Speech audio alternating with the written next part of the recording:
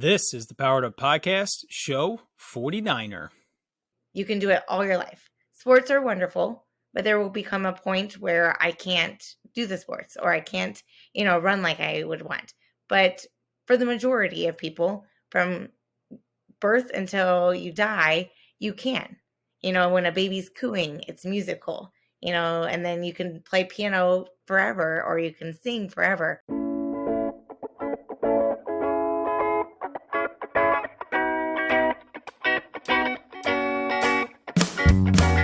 Welcome to a real-world education with insight and advice from teachers in the game, where current and former educators reveal what truly sets apart the great teachers and what it takes to make a positive impact on students. Whether you're in pre-service learning, new to the game, or a seasoned veteran, this is the show for you. You'll leave feeling inspired to take action because we are powering education by empowering you.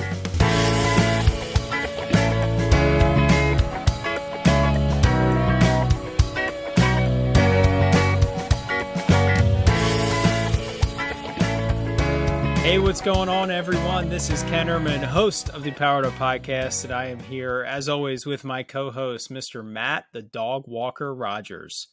Matt, we are nearing Thanksgiving break, at least in terms of this recording. It will come out probably close to December, but how are you doing? I don't think I've asked you in a couple weeks. I just force a challenging question on you right away.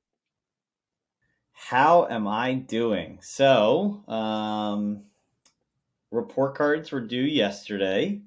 Nice. Conferences are next week. My dog gets spayed on the Wednesday of Thanksgiving. I mean, Matt, this is a clean show. Hey, I'm not going any further than that with detail. Legitimately, things are pretty good. Yeah. It's pretty hectic. The moment that the kids have completed all the work for a report card, I feel like we scramble to get them all up to date and get everything in. It always brings up this challenging thought in my head of how many grades do I need to have to justify the grade I'm going to give them? If I have one really involved project, is that enough data points to make a report card grade? Or if I do 30 exit tickets of 2 questions apiece, does that make it any more accurate? It's always a challenging thing. And frankly, I use the number grade as a guideline to reinforce what I think they deserve. That's how I do it in my classroom. And that's what I am then able to justify to parents in conferences. But once that's done, you know what? We've talked about conference before in a previous podcast. I think you've done the legwork to have really good conversations and also lead into the most important thing to come out of conferences, which is goal setting for the rest of the year. Is that a good answer? I know I'm supposed to kick it over to you, but I usually just jump in there. It was a great answer. I just thought maybe you would say, "Hey, Ken, how are you doing?" I mean, seeing as that we kind of are friends in addition to hosting the show together. Does anyone really want to know? I don't know. I mean, how are you, Ken? How are you doing in your role right now, besides just being a father of 3? I'm doing very well. This year is different. And in some respects, I think it's actually more challenging for teachers because we're faced with many of the COVID barriers that are still out there. But for the most part, school is normal in the sense that everybody's there, everybody's attending every day. And so I feel like the expectations are what they were in 2019, but education is much different now. And so, I'm just seeing a lot of different challenges that everybody's facing and just trying to do my best in supporting that. I've had a lot of opportunities, and I've talked about some of them on the show here, of just doing some fun, creative lessons with teachers. I was in a class last week working with a teacher on just a small tweak and modification that we did that actually we talked about on last week's episode. But she was just so positive She had great rapport with her. She's a very experienced veteran teacher, just great rapport with the kids. And it was so much fun to be in her room. It just made me feel great just seeing how positive she was with the students. And it's kind of funny. She asked me, she said, "Do you miss being in the classroom?" And so she has two children of her own that are in their mid 30s. And so and she was asking me about my kids, and she said she misses having the babies and the young kids at home.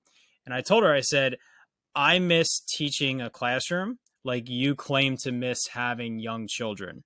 You miss the cuddles and the fun experiences, and just how they're, when they're happy, they're beyond happy of a normal person. But I know you don't miss the sleepless nights. I know you don't miss all of the hardships that come with being a parent of young children. Kind of like that for the classroom.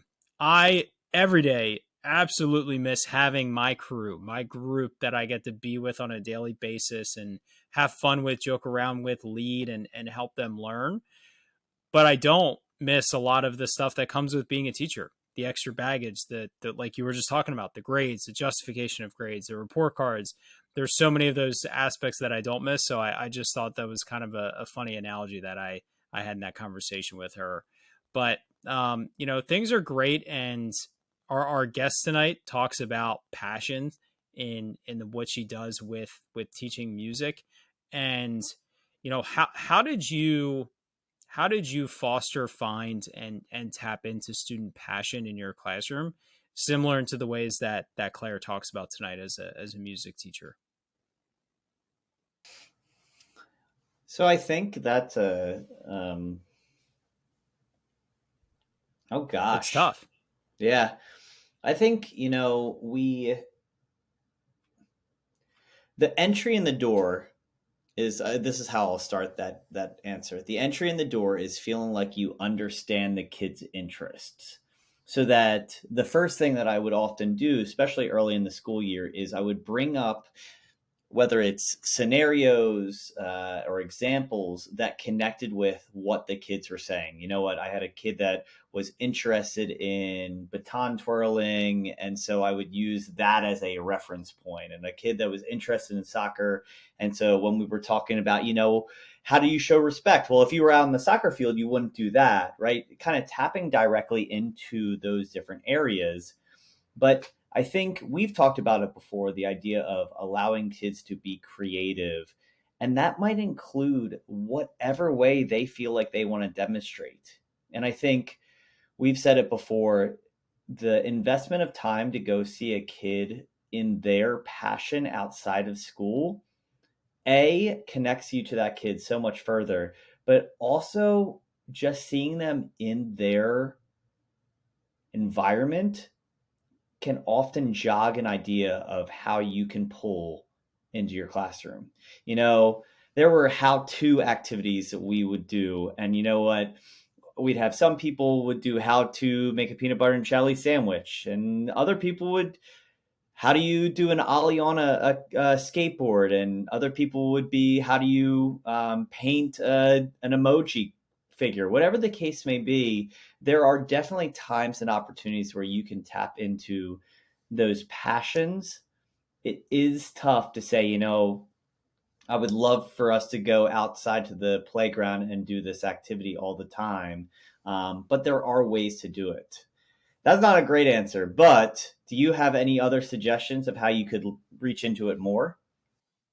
So I would say utilizing or tapping into students' passions and connecting it to the lesson, uh, I always found to be extremely difficult and challenging to do as a teacher.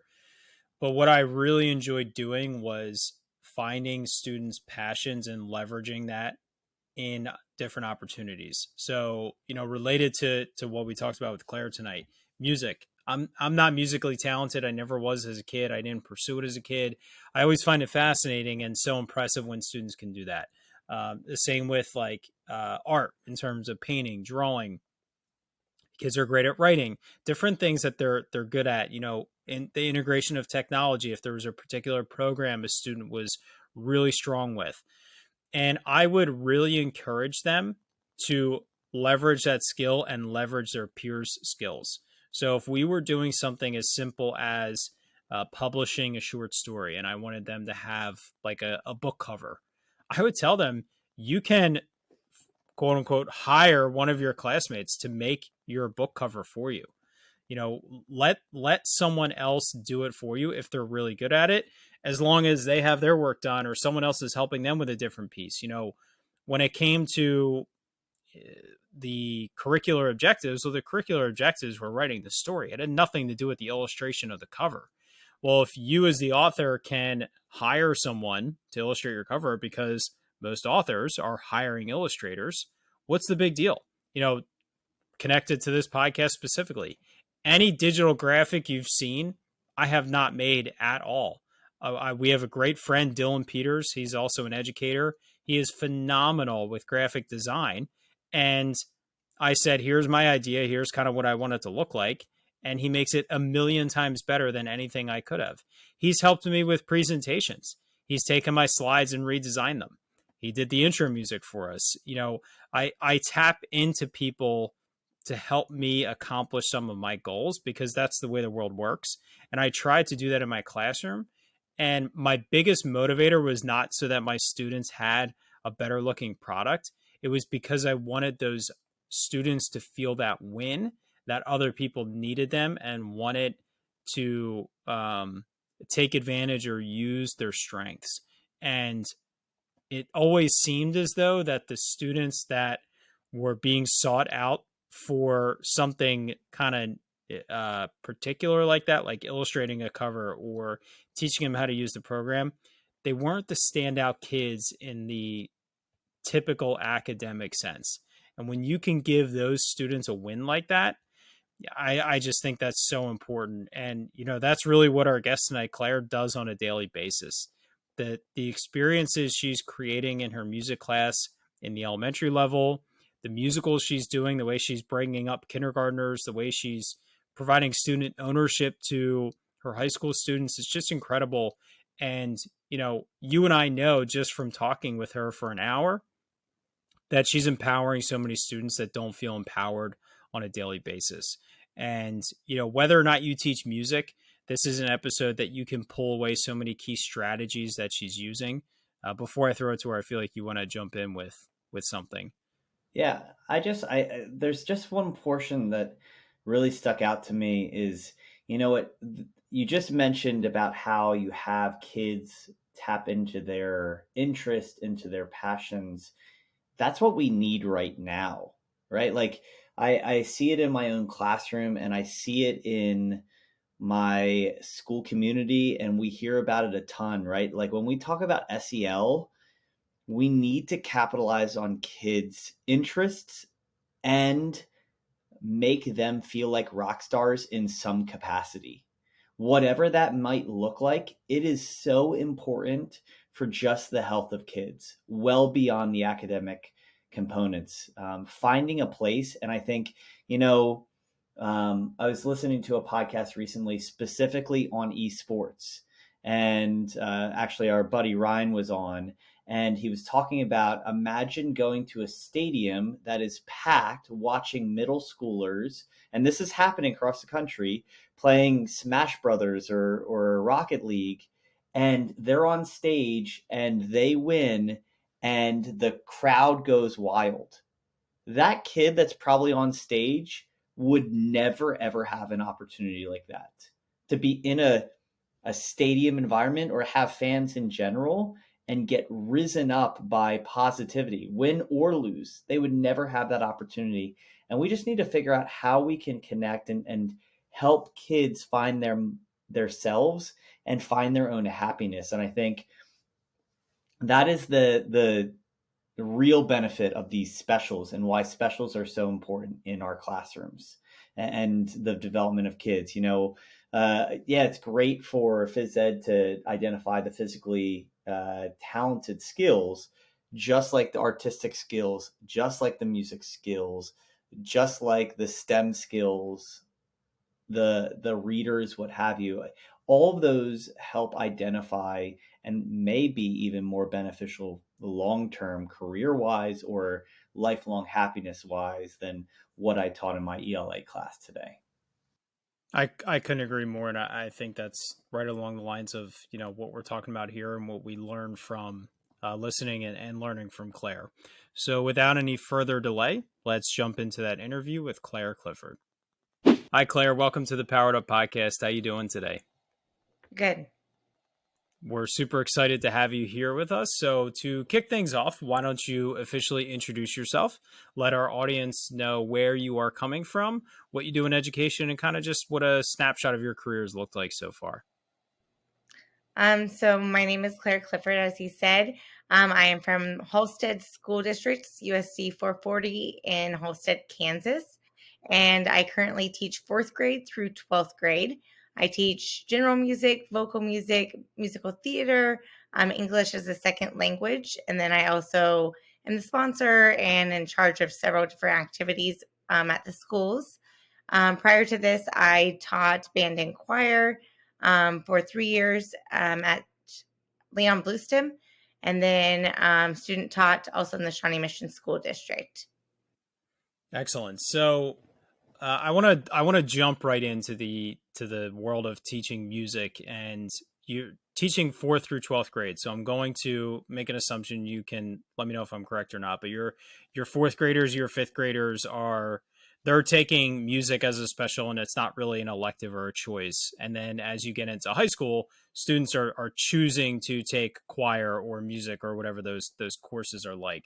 What do you notice as a difference in terms of the dynamic of the class of how the students engage with your curriculum and your content, and also kind of how you have to tweak your instructional style with the students that, for lack of a better term, are forced to be in your class versus electing to be in your class? Well, I sort of have a wonderful opportunity that also with what I do piano lessons, and then I also do a summer musical theater program in the community, and I start that when they're in kindergarten, and I do that for about 70 to 80 kids every summer.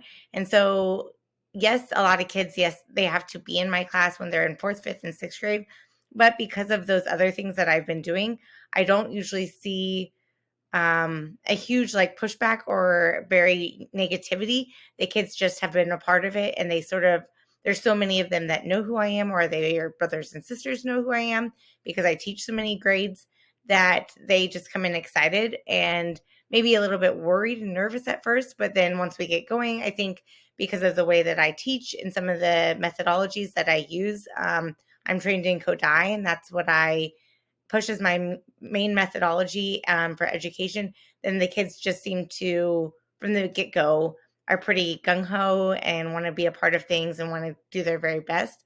And even right now, as we're getting ready for the holiday concerts, like a snapshot of my classroom is that they all are truly working their very best. And that looks different for every kid anyways, but they are trying to give me their best effort, it seems. Did you say trained in Kodaly? Yes, Kodaly. Can you explain? I've never heard of that, Matt. Have you ever heard of It's that? okay. I have So not. Can you explain what that is? it's a music methodology, and what it is, it's based out of Hungary. And in Kansas, it's something that a lot of different music teachers have, and it's across the United States too. But it's, the main focus is finding joy in music education, but also using folk songs to teach those elements and to teach those songs. So teaching rhythm, teaching melody, teaching all the concepts of music through different folk songs. So some of the songs that your parents or your grandparents would know, but tracing them back to the root and really pushing the main concepts and then teaching it in other things. That It was is fascinating. trained by Zoltan Kodaly was where it came from. So out of Hungary. That is very interesting. So I have a ton of questions. I'll start, I guess, with this one. So I had friends when I was in college that were art majors and music majors with a focus of bringing that to education. And genuinely, Ken, I challenge you and I and the listeners that are regular ed teachers, classroom teachers, that I feel like your preparatory process was significantly more challenging than a standard education teacher. I feel like what you just mentioned in your introduction is you're required to do these things all the time. And that starts back in, I mean, I'm sure way before high school when you're doing music for love and enjoyment. And I'm having such a great time that maybe I can transition this into my career. But it also goes to this level of almost an expectation that you need to do. If you're an instrument player, you need to be in the band or in the music department. You have to be doing chorus. And then that transitions to college band levels. And there's a ton of requirements. And I don't think we give music and art educators enough credit for all of the work that they're expected to do. Is that something you feel like you had from the beginning, or and just kind of developed a stamina to handle it all? Well, I am one of 6 kids, and sort of the expectation when we were growing up was we all did instruments. We all learned piano. We all played instruments in the band. We all went to the honor bands. We all were in the honor choirs, all the different things. And so that part, I think I never knew any different with that. But then as I went into college and now, especially as an adult, I really have looked for the opportunities to be able to get better at those things or to gain more understanding as far as whether, getting my master's in music education or getting general music education, but then going and getting certified in Kodaly, like I said earlier, or doing other things like that. And then now I really try to make sure that I stay up with my piano skills because yes, I need that for the students, but I also need that as my own personal thing to be able to play piano, to be able to help the students understand those things. And if I'm teaching them piano, then they only, in the end, they're benefiting me because they can read the notes and they can play their own parts and they can do those things. And that's one of the things that I've seen pay forward 100 times is if I can lay a really strong foundation for the students, then they're going to help other students and they're going to help me in the classroom because they have a lot of that basic knowledge that they can share and that I can utilize if I want to separate them into groups or if I want to do that they partner up or small groups or anything like that. So yes, you're very right that there is a lot if you're going to be a music teacher, but I think in a general classroom, there's a lot too, because, if you're elementary, you might teach reading and math and social studies and science in a day. But, and, on my side, I'm just teaching music, as people say, but there are a lot of different sides to music on that side of it too. So I think that there's 2 sides to every coin. Of course. And I just, and I know you'll be humble in this situation, but a music teacher that teaches piano and then shifts to woodwinds, that then shifts to doing lighting and sound for the musical, like it may fall under the category of music, but it's a huge umbrella that it's one of those things that I always, I guess my perspective I played an instrument. I was in a elevated chorus. I was doing show choir stuff, traveling around our local area. I almost thought about going for music ed because it was a passion of mine. And I legitimately saw how committed people in music education are. And it's just incredibly impressive. It almost seems like you acquire the responsibility of all of the extracurricular activities in addition to teaching. That is the hard part, right? Like involved with marching band, involved with the musicals, involved with, any additional aspects. And to do all of those at a high level, that's incredibly challenging and demanding of your time. And I think if you have the buy-in from the students, then yes, it's very demanding of your time. But if the students buy in, it truly is your job becomes so much easier. We just finished doing our fall musical, and that was one of the biggest things is that yes, it was a lot of work, and yes, it was a lot of challenges, and there was so much. But because I had such buy-in from the students, it went so much easier, and they took on so much more of the leadership and of the ownership, and even just I don't know, doing a wonderful job because they had invested in it and they were taking pride in it too.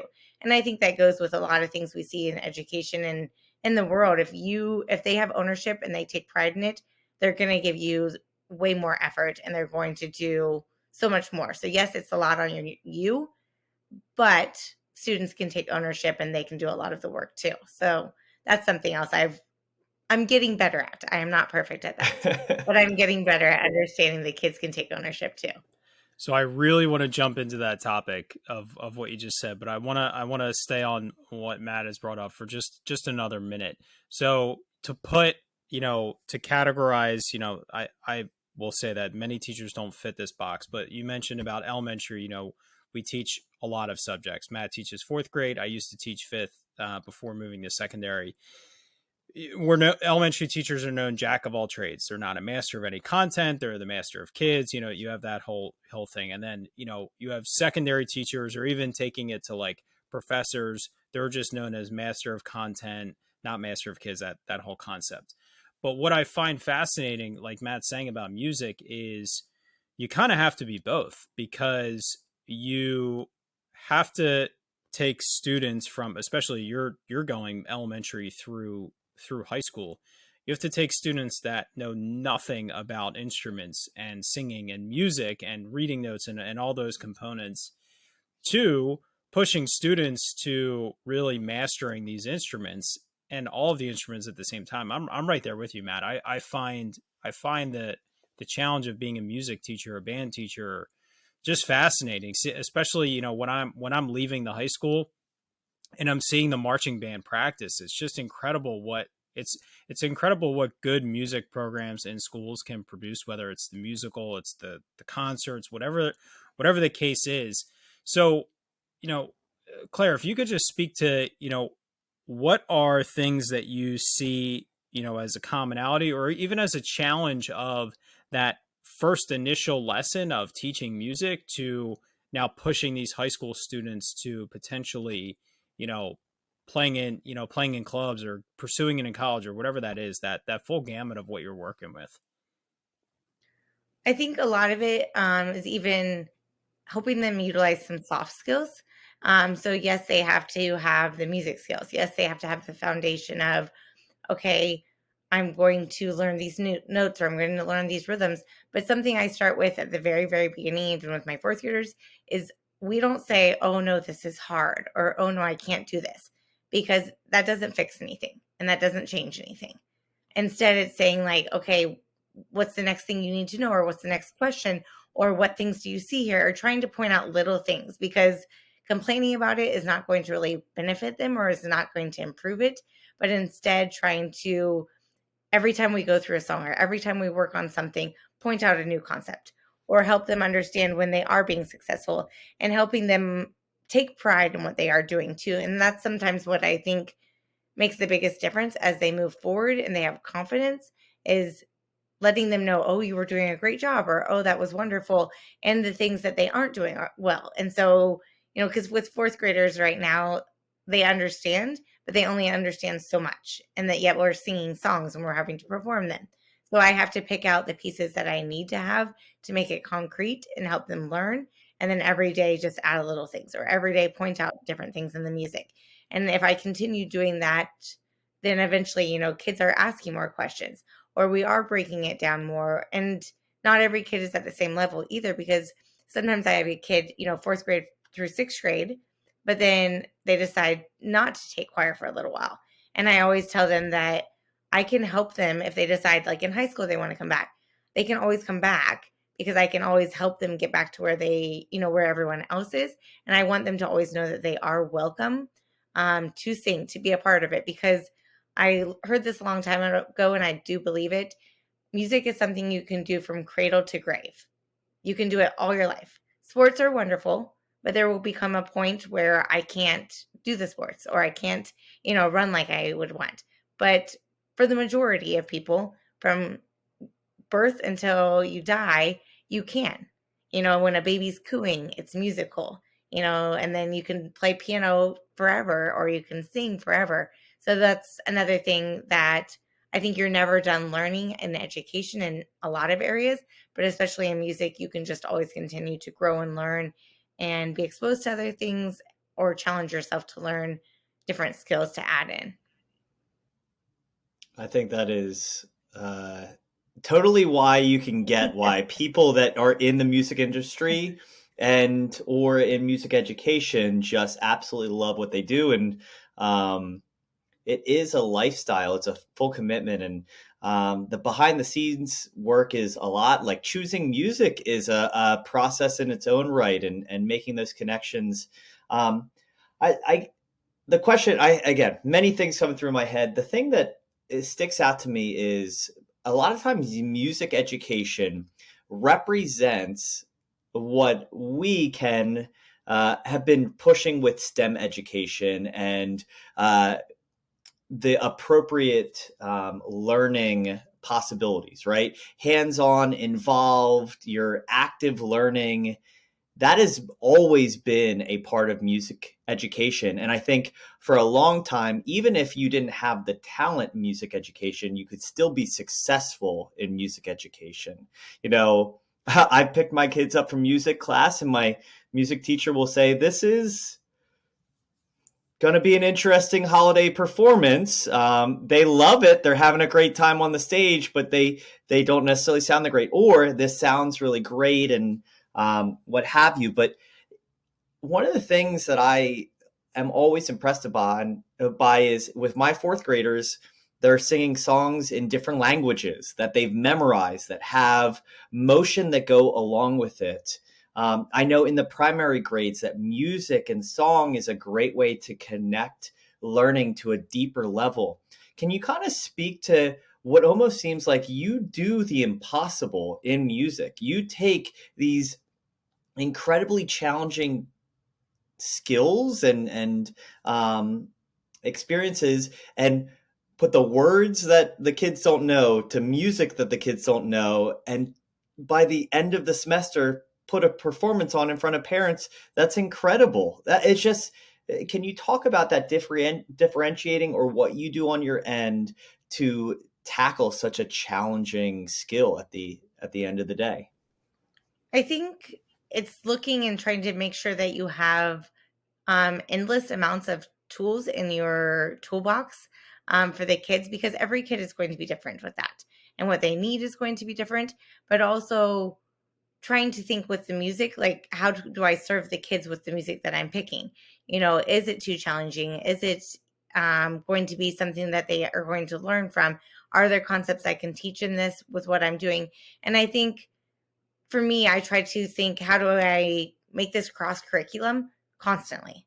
Because what can I teach them? What is, am I teaching them something with history? Am I teaching them something with reading and spelling? And I think that's the thing that I really enjoy the most, or I find the most fulfilling when we're working on songs, is kids who seem to sometimes have struggles with reading, then turn around and they're reading their music, which is going by so much faster than they may read in a book, but it's because of how it's connecting in their brains and how, like, the repetition with that too. And so reading fluency, or, you know, just in general, their fluency seems to improve. And I get to see that part of it too, which then connects that to the reading classroom or to the other classrooms. And I talk to the kids a lot about, oh, well, we just did math. And I explain, you know, what we did, you know, as far as the rhythms or how the beats fit together. And so sometimes I'll make jokes with him of like, oh, and then we did science because we're singing and using your vocal cords is science. So I guess, you know, you got all your classes. Today you came to music class. We took care of it all, but it is something that, you know, there is a lot of those different cross curriculums that you can choose to be a part of. And I think also meeting the kids where they're at and then pushing them to their very best and encouraging them to be their very best with those things too. How much have you found when preparing for concerts where the like Matt referenced the choice of music? So you've kind of hit on two things here: what they're capable of, what they're so it needs to be something that they're capable of doing, but also you want to push them. And I would assume also just interest in the song is going to be a huge part in their success. So what have you found? Because these are two things that will translate across any type of class that we're teaching. This is not a music conversation. We're talking about having things that are appropriate for students to do, but also push them to exceed their boundaries, and is also something that they're interested in. So how do you find that to be impactful in preparing for that? And what are your strategies for kind of identifying and knowing that they will be interested and will hit those key expectations? So one of the things I say to them a lot of times when we're first starting music is that I give examples of like, have you ever gone to a movie? And at first you didn't know if you liked the movie or not, but then by the end you loved the movie. Or I say the same thing about a book. Have you ever started a book and then, later on realize like, oh my goodness, I love this book. And so we talk about that first and, not making your first decision just based off of what you hear or what somebody else did. And I also talk to them about how this is artistic and the music, just because you heard it one way, isn't the way that it has to sound when we perform it.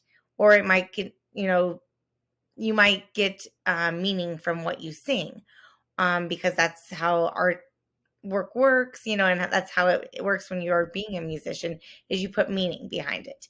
And the meaning that I have for a song doesn't have to be the same meaning that you have for a song. I might picture that we're in a forest at this point. You might picture that it's, dancing in your kitchen. There's just going to be different meaning to every song.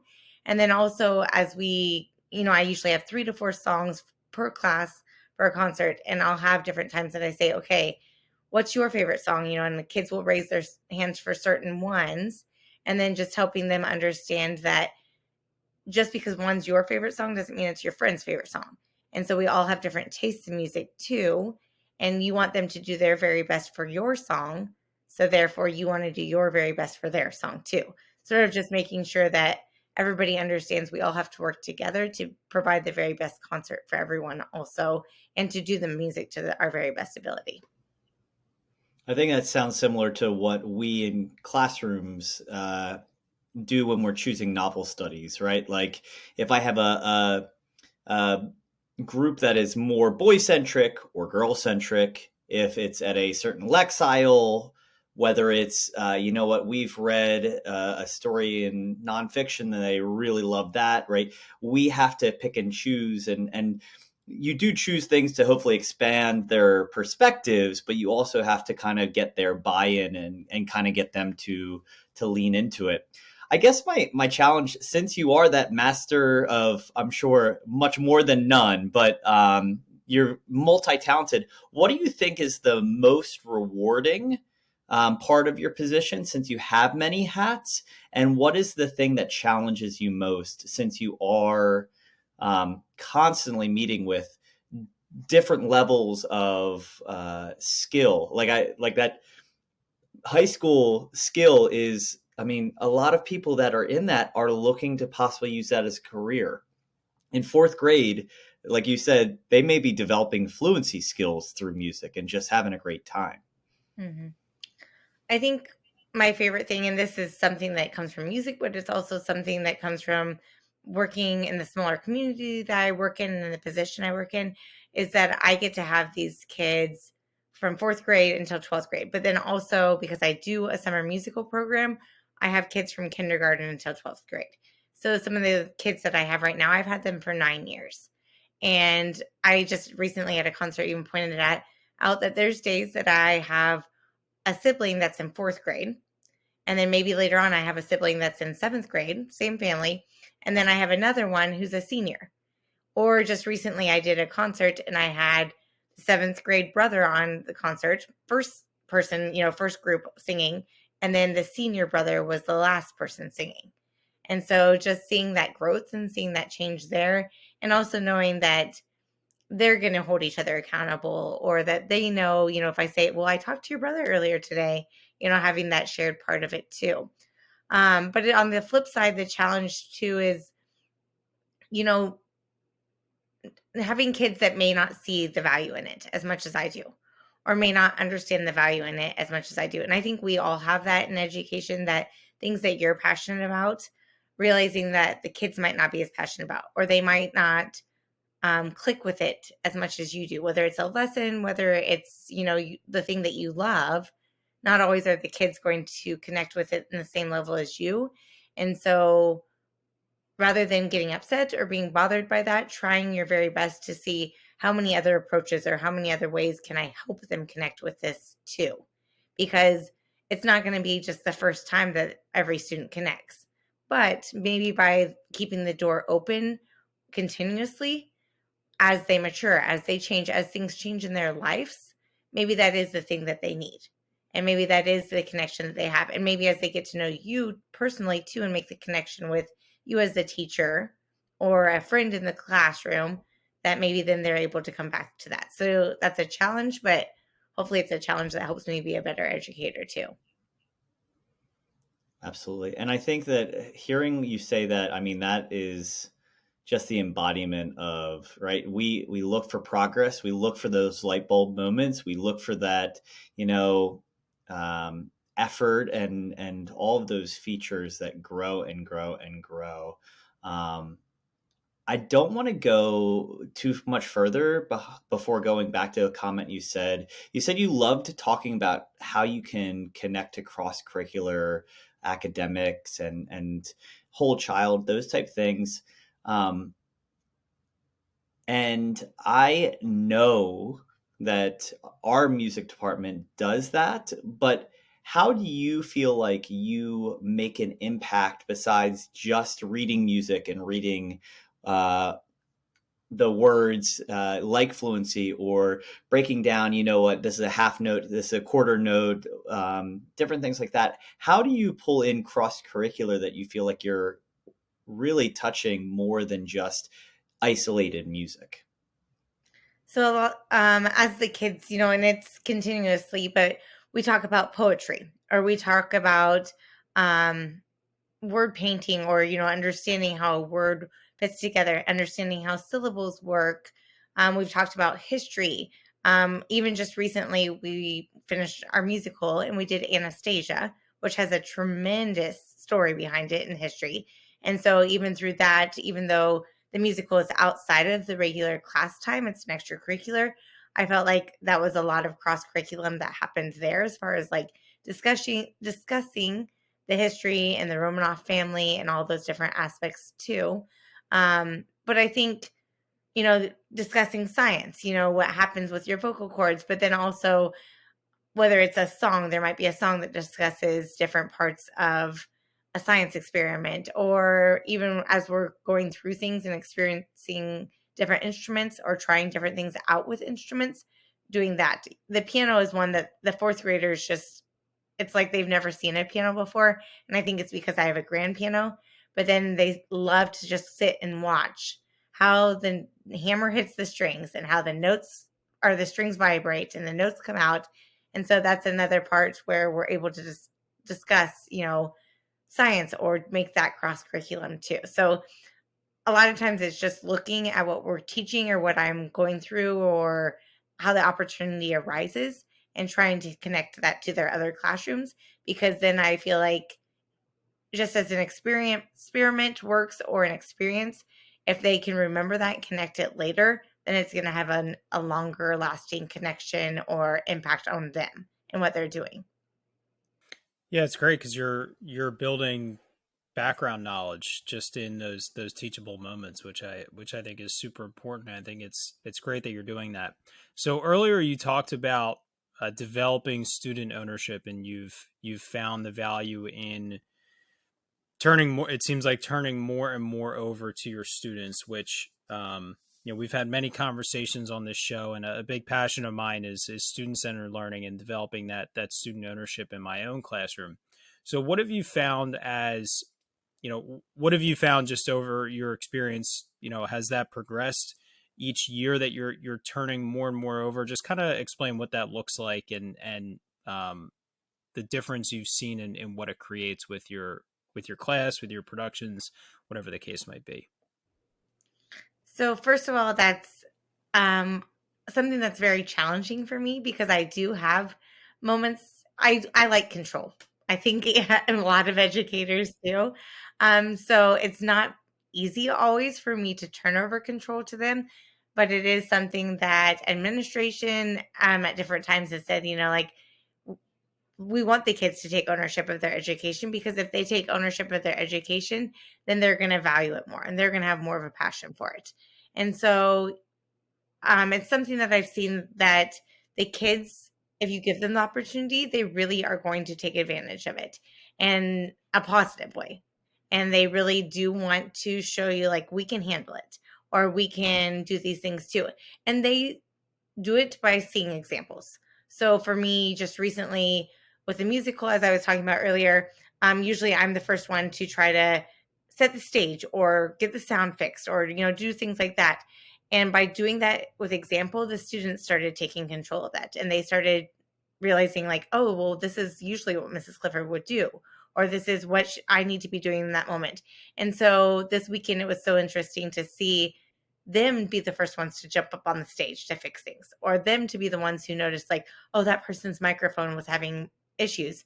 What do we need to, and it wasn't even them asking as much, but them simply fixing the issues, or, oh, I already took care of that, or already I went and checked that. And so it's just been enjoyable to see that if you give the opportunity, they really will do a lot with it. And they really have the ability to take ownership, or not, and just to make it their own, I guess, because it is ownership, but there's like a different way because they want to put their own spin on it too.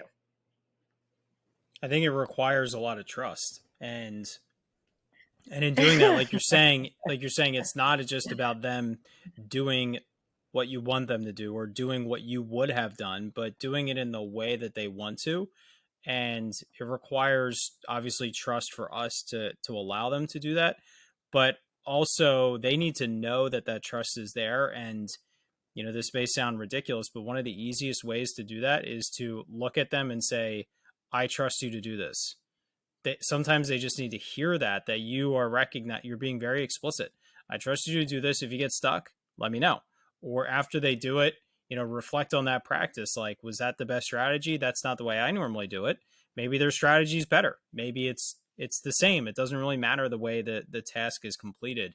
When I was teaching fifth grade, I ran a news studio in our elementary school, and it didn't exist before. It was something that I started, and my number one goal was that it was a student-led production, and that required a lot of effort for me to learn it. But then it turned into, I wanted the students to take over control. I wanted my job to just sit there and watch, to, kind of keep them on task, to keep them on target with the time, the allotted time that we had, and solve problems that they didn't know how to solve. But then hopefully I never had to solve that problem again. And with that too, and I would assume, so please feel free to jump in with the age range that you're teaching, and like your musicals specifically, I'm sure it's multiple grade levels. At the end of the year, I brought fourth graders into that fifth grade exclusive club. They were going to be the leaders of the following year.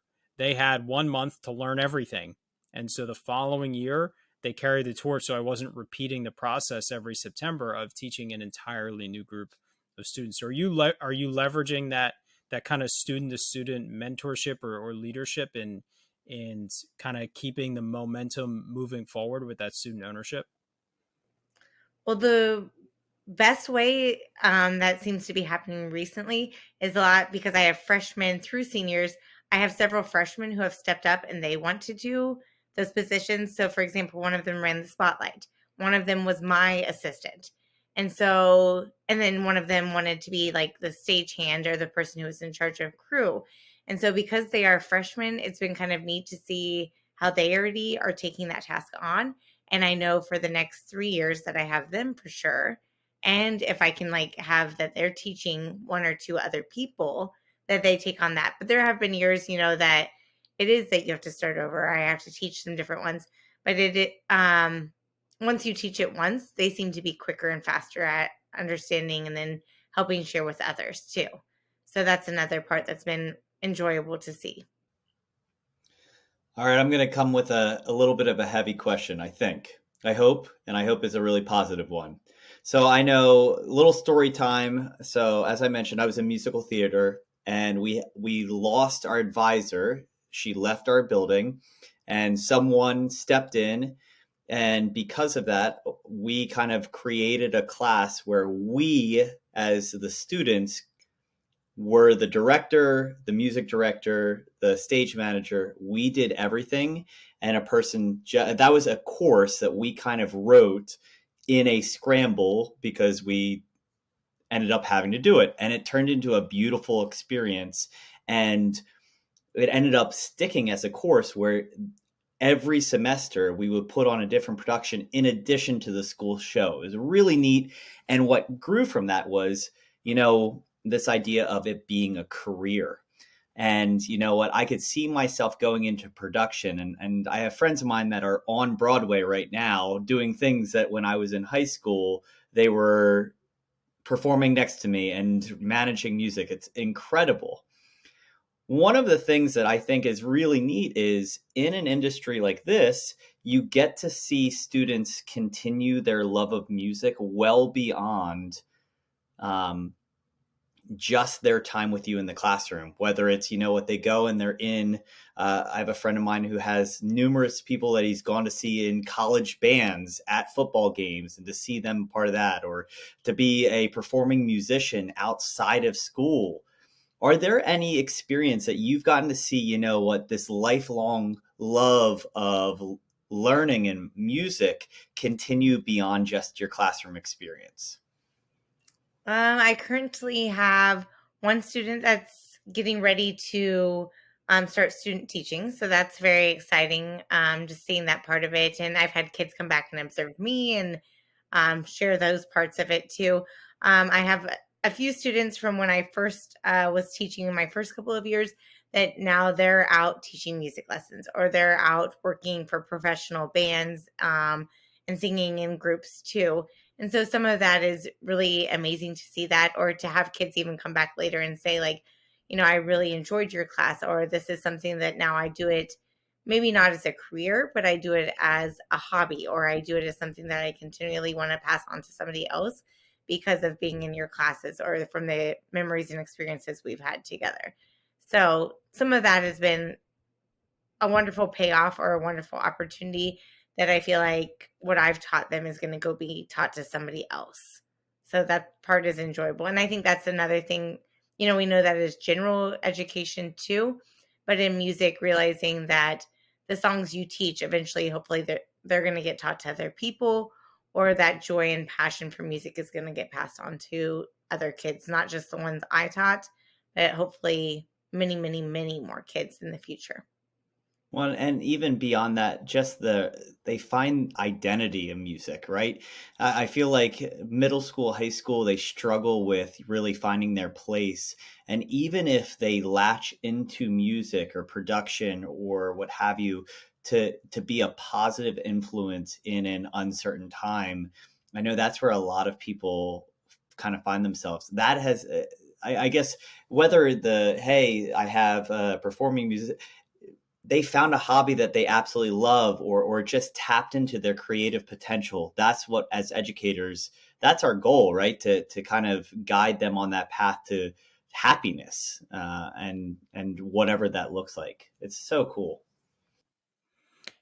Kind of along those same lines with these students that are taking it to the next level with their passions, how much of your classes performing and concerts, musicals, all these pieces, how much of a positive impact do you think that has on the motivation level and the drive that you see in the students in your classroom? Because as teachers, we always talk about provide real world experiences. We had an art teacher on a while ago, and we talked about how the art show is that real world experience. You're displaying your art for the community to see. Your musical concerts, the same idea. How much of a positive impact do you feel that real world application has on the success of what happens on a daily basis in your classroom? I think it has impact on my classroom, but it also has impact on the students in general and the pride that they take in a lot of things they do. They, do well at a concert or do well at a musical, and then go and speak to someone else, or someone else talks to them, or it's in the newspaper. They take pride not only in the performance that they did, but in the fact that they're able to share that with the community, or that they're able to have that pride in our school and in what we're doing. And so I think it's something that, again, it teaches them another soft skill, or it teaches them another thing that they're really going to need in the future, as far as doing things right and doing them to your best ability, because you want to do it for others, but you also want to do it for yourself, and you want to represent what you're choosing to be a part of well too. And so that's something I've seen that really has made these kids take a lot of more ownership and growth too, is they do well in the musical, well then they want to make sure that they do well in the concerts, because, and I talked to them about that people, they will remember all the positive, and that is wonderful, but if something negative happens too, they seem to hone in on that. And so you don't want them to forget how wonderful you were at a concert or at a musical just because you didn't do your very best in your next concert, but continually thinking like, how can I grow? How can I challenge myself? How can I be better? So that people continually see the positive in what you're doing too. Yeah, that's great. So before we jump into the lesson lens, I want to ask one more question that kind of leads into that. So we're gonna pretend here that tomorrow when you go to work, you are now we'll say a sixth grade regular ed teacher. What strategies or what instructional strategies do you use in your music class that you feel you cross all classrooms? What specific strategies would you pull out that you think would be most effective in leading just a regular education classroom? I think pacing is one of the things that would be most applicable. Understanding where kids are and then pacing your lessons continuously and adjusting them to help benefit the students, to help meet them where they're at, but then also continually challenge them and help them grow in everything that they're doing. So I think that's one of the parts. I think creativity or trying to make it very applicable to students in many different ways. When I teach a concept in class, I don't just teach it, oh, this is the same method and this is how I'm going to do it. I'm always looking for other ways that I can use manipulatives or games or songs or stories to help it be for every student. And so I think trying to do that, if I was teaching in sixth grade or in any classroom too, is trying to come at it from many different ways or different points of view, because the students are all very different too. And so you want to make that connection with them. That was a fantastic answer. I love it. All right. So jumping into our lesson lens, we're going to just dive deep into something you've done in your classroom recently or back in the past. So first question, are we going to look at a unit overview, a long-term project, or a single lesson? I am going to focus more on the long-term project. And the one that I keep on bringing up, but just musicals in general and the growth in what I see students do, because I do have it as a class, like Matt was talking about earlier. I have a musical theater class. And so I utilize that to help us prepare for the musical, but then they do it outside of classroom as far as like rehearsals and coming for that. Just because it ends up being 50 to 60 kids, and I can't get those kids, on a regular basis for a long-term amount of time. But that is the project that I'm focusing on, or that I'm going to have this be focused on. So I'm going to skip to our next question because you kind of tapped into grade level and time of year and subject area is pretty obvious. At the end of the day, what are your main objectives, maybe at the beginning, middle, or end of the production? So with the musicals, I kind of have, being in a small town and having that as a passion and also seeing the benefit of it, I've been able to do a summer musical, which utilizes kindergarten through eighth grade. So it gets those kids that I don't have in the high school musical. And so then I begin already teaching them some of the basics. Okay, watch out for how you're going to block this scene. Think about your facial expression. Think about your angles. Think about how you're going to enunciate words. Think about how you're going to interact with the people beside you. So, doing the summer theater and having anywhere from 50 to 80 kids in it, I have all these kids coming up already having some of those foundations. And then as they get into high school, then doing ninth grade through 12th grade with a musical in the fall, a lot of these kids have been coming up with that information and I've done the summer theater now for 8 summers. And so all these kids are now coming into high school, and I don't have to teach these foundations as much anymore as far as the basic skills. And so we're able to spend more time really honing in on the musical part, really honing in on making these musicals truly phenomenal because the foundations are set there. And that's the biggest objectives is at the beginning, making sure like they have that understanding of what the musical is about and how to be on stage and how to own your songs and how to own what we're doing in each musical. And then in the middle, helping them refine that and make it really what the intention is of mine for the musical. And then at the very end, it is their musical. And I try to always say that to the kids that now you're the ones on stage. It is your musical. It is your vision. Yes, you're taking what I brought to you, but now you're making it your own.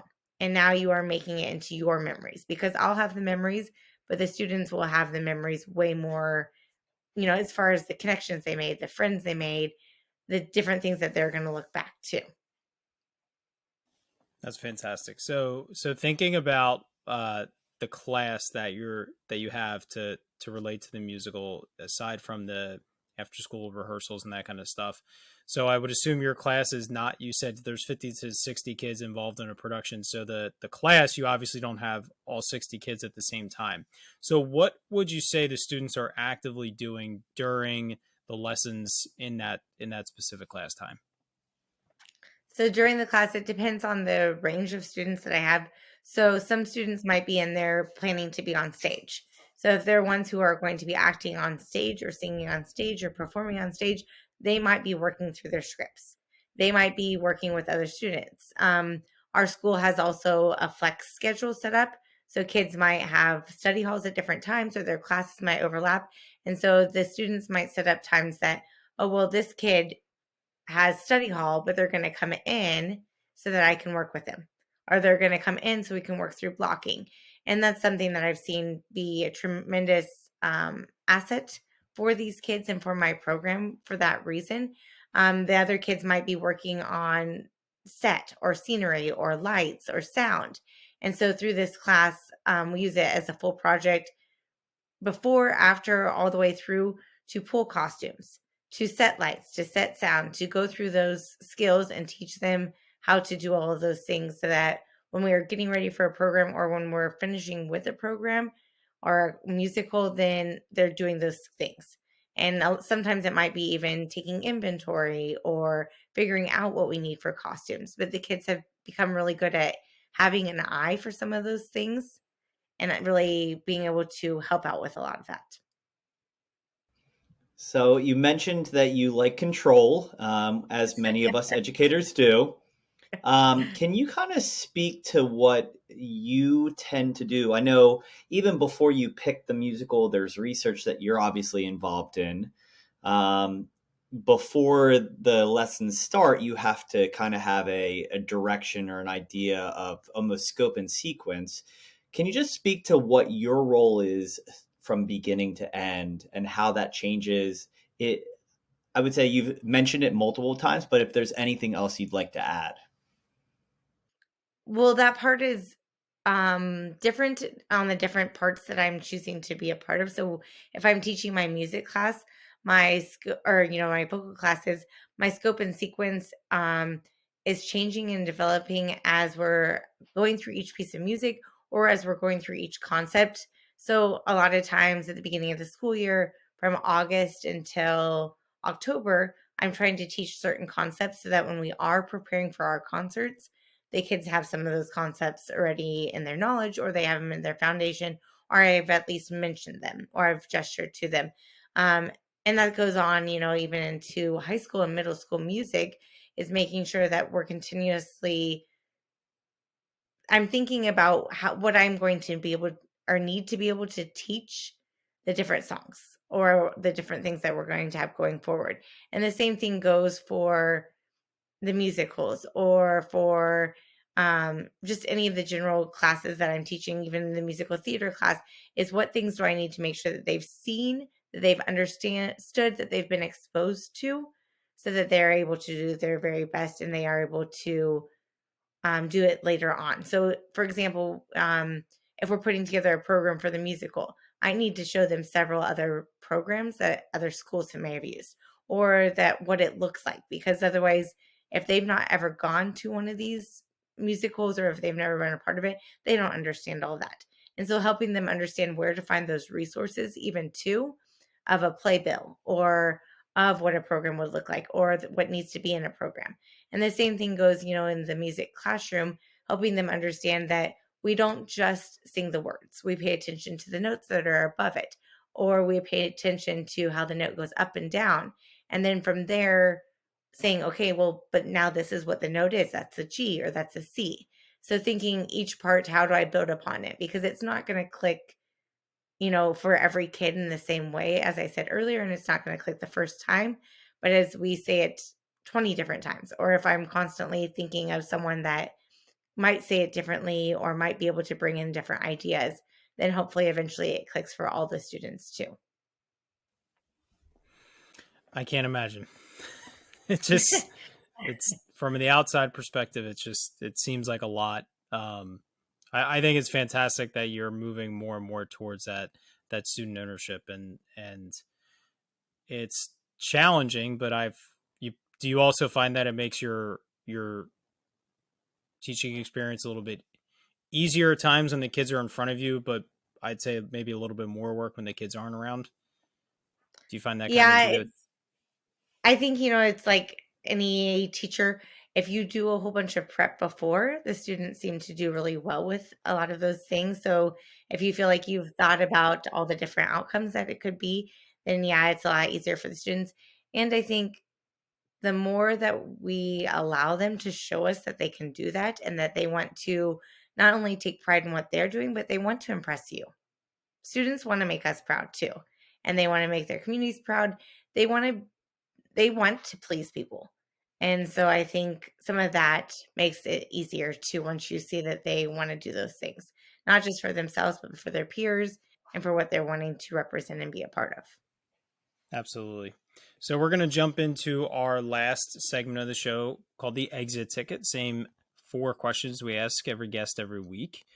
What is the best thing a teacher can do to make a student school experience better? I think taking time to make the connection, taking time to get to know the students, taking time to meet them where they're at every day. Our superintendent just recently was saying to us that you don't know when the last positive interaction that a student may have had. So, say they went home for the weekend, it might have been 64 hours since the last time that they had a positive interaction. And making sure that when you see them on that Monday morning, when you greet them on that Monday morning, that you're the positive interaction for them and that you're showing them the connection and that you're making the difference in their lives, because you don't know what else has gone on. And so I think the biggest thing is the connection and, showing them that you care, being positive, just being real and honest with them too. That's an awesome one, and unfortunately, that's far too true. That positive interaction makes a huge difference. What would you say is a piece of advice that you hold on to, that helps you, that you've either received from a colleague, a supervisor, or even a student?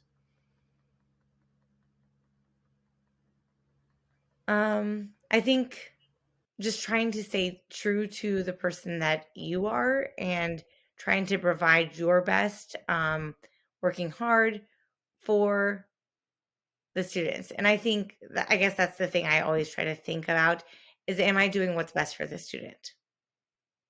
And really looking, if I can look myself in the mirror and know that I did what was best for the students, then you just go from there, that I put them first. So following that up, I guess we understand that the school year goes in waves, and you have a different trajectory than we do. Definitely with your holiday concerts, when your musicals are coming up, and other requirements. From our end, is traditionally report cards, conferences, those type skills. What is something that you feel like every educator needs to hear to kind of power up and push through those challenging moments? I think it's just remembering that you don't know the difference, that your positive attitude that you can make for a student every day.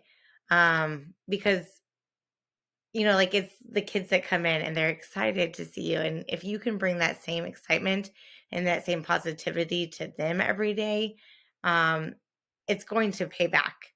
It's just going to, they're going to come back in and they're going to be excited to see you and they're going to be offering compliments. And I think that's something I see a lot of times too, is you tell them like, oh, you look very nice today. Well, the next time they come to class, they seem to tell you that you look so nice. And you're like, well, okay, I didn't know I did. But they're leading by example. They see it in you too. And so having all of those parts, and making that positivity. And if you're sitting there offering compliments and offering kindness and offering a positive attitude, then I don't know that you're going to see the negative as much. You're going to have the positivity just yourself, because you're bringing a good attitude, but also from your kids because they're bringing the good attitude back towards you too. Absolutely. That's so true. Being positive just makes you feel better, and it makes everyone else around you feel better. So it's very easy for teachers to fall into facilitating a repetitive classroom. What do you think separates the teachers who are constantly seeking change, innovation, and and incorporating new teaching strategies in their classrooms? I think trying to understand that our students are changing, just like we're changing, and trying to find those opportunities to adapt with that. And realizing that it might be stuff that you used 10 years ago, and that's okay too.